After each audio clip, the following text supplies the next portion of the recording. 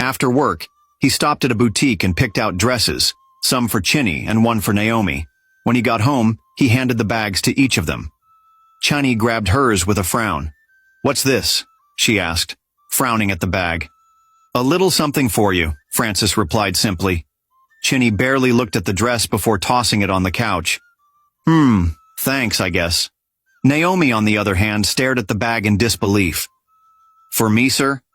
"Yes, Naomi. Open it," Francis encouraged. With trembling hands, Naomi pulled out a simple yet beautiful dress.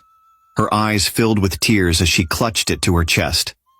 "Thank you, sir," she said, her voice shaking. "Nobody has ever given me a gift before." Francis smiled. "You deserve it, Naomi. You've been working so hard." Chinny, who had been watching from the corner, suddenly exploded. "What is all this nonsense?" she yelled. "Why are you buying gifts for her? Are you trying to embarrass me in this house?" Francis turned to her calmly. "Chinny, it's just a dress. Why are you making it a big deal?" Chinny scoffed. "A dress, right? I can see what's going on here. You're beginning to favor her over me, right? Be careful, Francis." Naomi stepped back, clutching the dress tightly. "I'm sorry if I caused any problem, Ma," she said softly. "Keep quiet," Chinny snapped, pointing a finger at Naomi. "You think you're smart, eh? I'm watching you." Francis sighed heavily, rubbing his forehead. "Chinny, stop this drama. Naomi is part of this household, and I'll treat her with respect. If you can't handle that, maybe you should rethink your attitude." Chinny stormed off, slamming the door behind her, while Naomi stood frozen, tears of joy streaming down her face. The next morning, as Francis left for work, the house grew quiet. Naomi was in the kitchen when she heard Chinny's footsteps behind her. She turned around, but before Naomi could say anything, Chinny's angry voice cut through the air.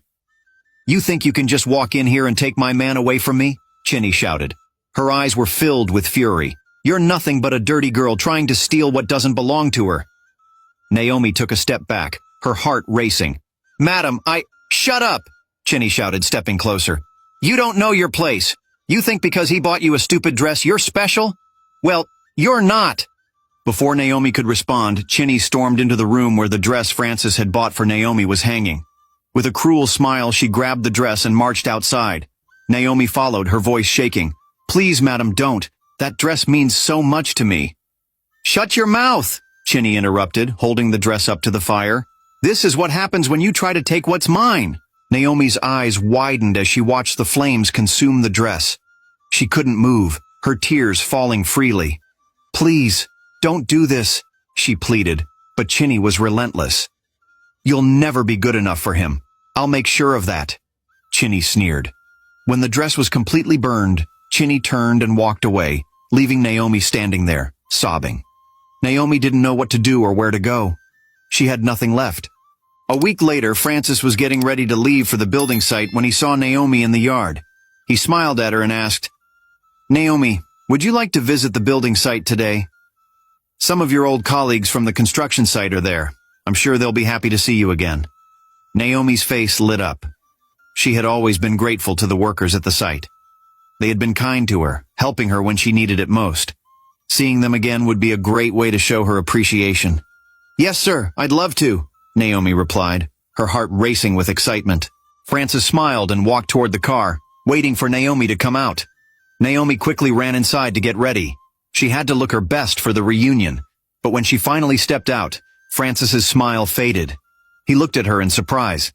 "Naomi, why are you wearing that old dress?" Naomi froze. Her heart dropped. She couldn't tell him the truth. Not yet. Not when Chinny had threatened her so much. I'm saving the new dress for a special occasion," she said quietly, avoiding his gaze. Chinny was standing in the corner watching them. Her eyes were sharp, warning Naomi not to speak. She made a small gesture with her eyes. "If you tell him anything, I'll make you regret it." Naomi hesitated. She didn't want to disappoint Francis, but she also didn't want to anger Chinny. She looked back at Chinny, who was glaring at her. Francis saw the hesitation in Naomi's eyes. He raised his voice. "Naomi, what is wrong with you? Get in the car. We're leaving now." Naomi stood still, unsure what to do. Chinny was still watching and Naomi was scared. But then Francis noticed Chinny standing in the corner with her eyes filled with hostility. He understood what was going on. "Naomi!" Francis shouted again. "Get in the car. I said now." With a sigh, Naomi walked toward the car. She didn't want to make things worse, so she climbed into the car and sat down. "Let's go," Francis said to Naomi. As the car drove off, Naomi looked back at Chinny, who was still staring at them angrily. Naomi didn't know what was coming next, but she knew one thing for sure. Chinny was not going to stop until she had pushed Naomi out of the picture for good. One afternoon, Chinny called Naomi to the living room. "Naomi, come here. Sit down, let's talk," she said in a calm, almost sweet voice. Naomi was surprised.